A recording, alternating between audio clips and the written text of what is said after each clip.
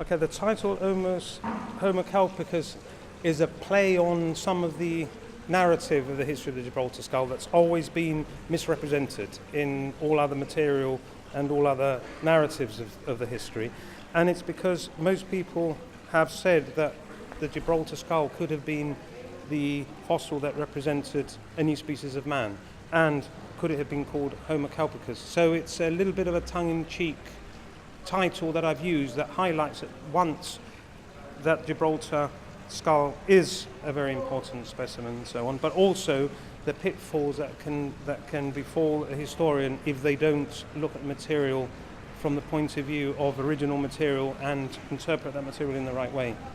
Well, the book itself, from inception, from the point that I decided it needed to be a new book rather than a whole book, rather than a chapter, to now, probably about 2.5 years, it started with 2 papers that were published, 2 scientific papers.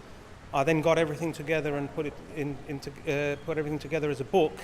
And one of the things that I was very interested in doing and did was to look at archival material and primary material related to the Gibraltar skull, to present the narrative and the history of the skull in a fresh light using primary material. What involvement or collaboration was there between the museum and the writing of this book? Well, we came into it towards the end of the book.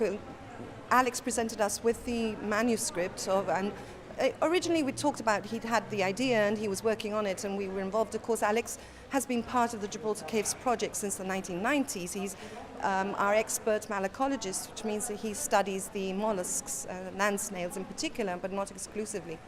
And so he's been involved with the Gibraltar Museum for a long time. So he was talking to us about this idea he'd had. But our direct involvement with the book came towards the end when he had the manuscript almost complete. And that's when we started working together on the actual publication of the book.